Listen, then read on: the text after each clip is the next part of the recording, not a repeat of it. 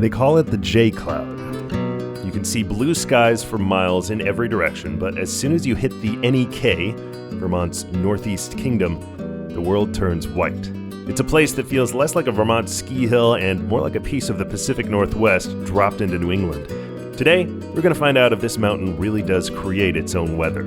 And if you've seen my other videos, don't worry, I'll still review the chicken fingers.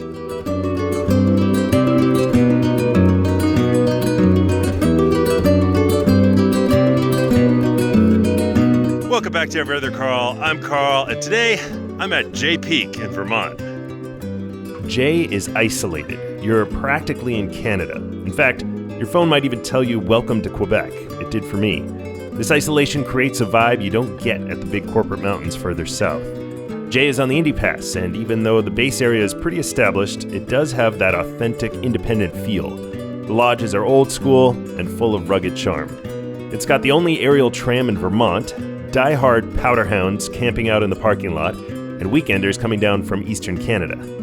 To understand J Peak, you have to understand the J cloud, the most famous cloud in skiing. It's not just a clever nickname from the marketing department, it's a literal snow factory. Scientifically, it's a phenomenon known as orographic lift.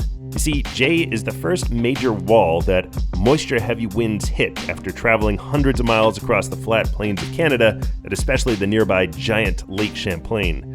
When that air hits this ridge, it's forced upwards, it cools instantly, and it dumps snow. While most mountains experience this to some degree, it's very rare to experience it the way and amount that J does. While the rest of Vermont might be looking at clear sky or even rain, the cloud is usually up here, grinding away. It's why this mountain consistently leads the east and even beats a lot of western mountains in terms of snowfall. You aren't just skiing a mountain, you're skiing a geographic anomaly at J.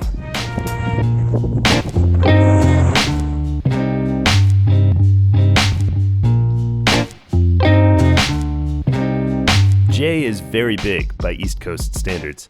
Their website says 385 skiable acres, but they have a very liberal policy about skiing through the trees. If you can make it through the woods from one marked trail to another, you can ski those woods.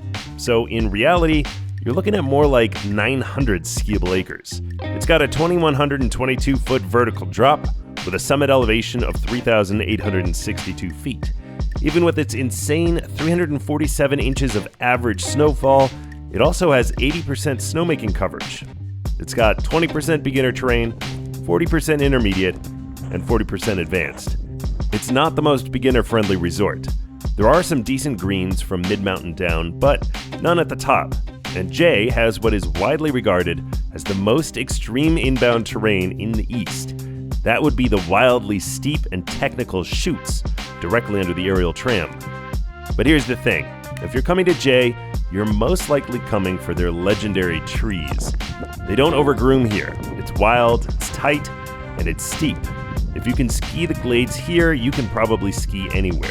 After warming up my knees on a few groomers, I made my way over to Timbuktu to see what the hype was all about. I was not disappointed.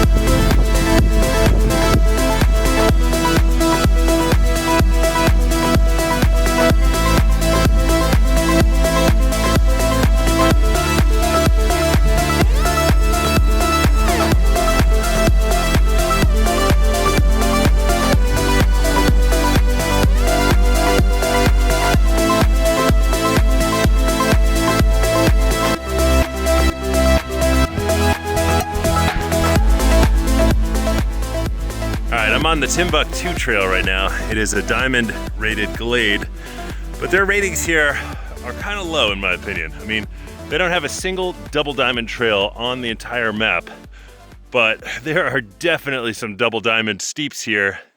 And this kind of glade, everything's pretty tight. Honestly, at another resort, this would be a double diamond. It is a true big mountain feel here. I mean, you're right on the border with Canada. You got some crazy snow. You have incredible terrain, and especially the trees. I mean, Jay Peak is known for tree skiing and other things, but their tree skiing especially is pretty incredible.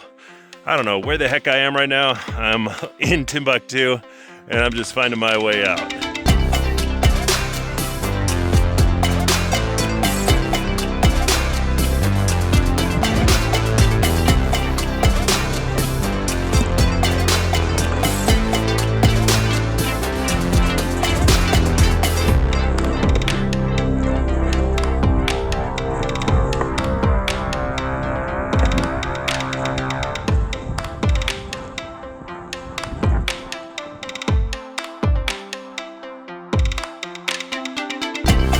Okay, I'm way out of bounds.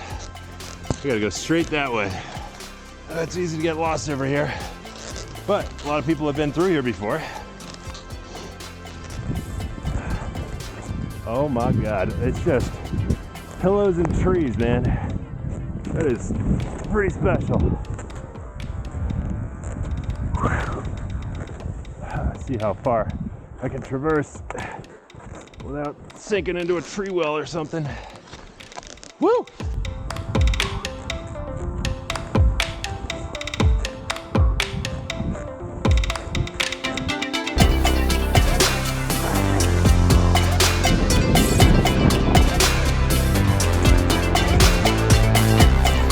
I am just skiing through a forest.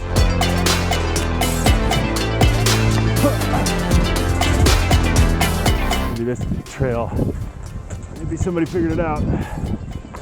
Oh boy, let's slow down a little.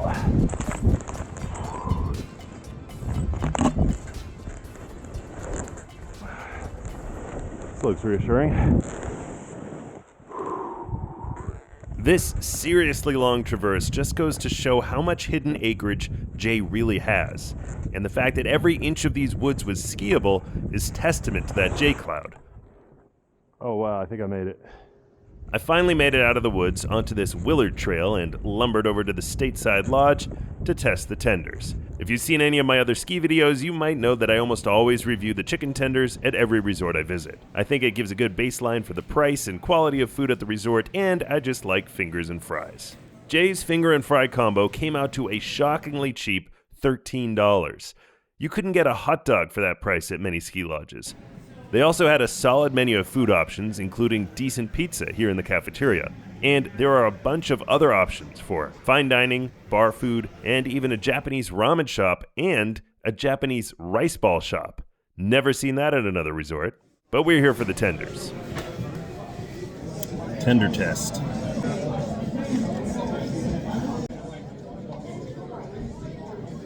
They're yummy, but they are the standard frozen tenders. They were cheap. And they give you a lot of fries. So at $13, that lands Jay Peak in 4th place for cheapest finger and fry combo of any resort I've reviewed. And some of these resorts may have gone up in price since I reviewed them. Now for the quality. I really wanted to give Jay A tier because of the price and quantity of fries, but they were very simple tenders, and in the end, they are good, but they're B tier tenders. All right, we'll get back to the mountain now, but if you want to check out any of the other ski area reviews, check the links in the description, and I'd love it if you would subscribe while you're down there, and maybe leave a like if you like the video. At the beginning of the video, I said I wanted to see if Jay really makes its own weather, and with a belly full of chicken, it was time to find out. My wife and I made our way over from the stateside base to the tram side to take the aerial tram all the way to the top. That's where the J Cloud proved itself to us. We went from clear skies to an absolute frozen, foggy whiteout at the peak. Visibility was so low, we decided to take the tram back down instead of trying to ski through it. So this is the top of the tram. We're actually going to take the tram back down. It's just super low visibility, it's really cold. We just wanted to experience it. The tram is awesome, by the way. You don't see these very often, and it's the only one in Vermont. But, as the locals told us, It's usually a long wait to get on, and you can access almost all the same terrain from the long Flyer Express quad. You can even take a 10-minute hike to the peak if you want to ski the chutes from the quad. But I dare you to Google coldest chairlift in the USA. This chairlift comes up as the second result. The Flyer is locally nicknamed the Freezer, and oh my goodness is that for good reason. In another shining example of Jay Peak's unique weather, there's about 2 to 3 minutes at the top of this lift that are brutally windy and cold. But once you're off, you're in for an interesting treat. Snow ghosts. Remember I said Jay feels like a piece of the Pacific Northwest dropped into New England? Well, Rime ice is something the Pacific Northwest is known for. That's opaque white ice that forms in super cold, foggy conditions. And Jay's got Rime ice to spare up at the peak. It creates these beautiful, ghostly-looking trees. You need to brave that cold chairlift, if for no other reason than to just see these snow ghosts.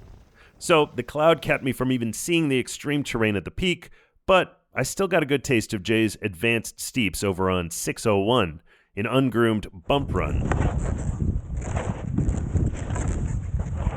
601 was awesome, and it eventually led me to this blue bump run, which eventually led me to some blue and even green glades. And that got me thinking, Jay is an amazing place to get really good at skiing.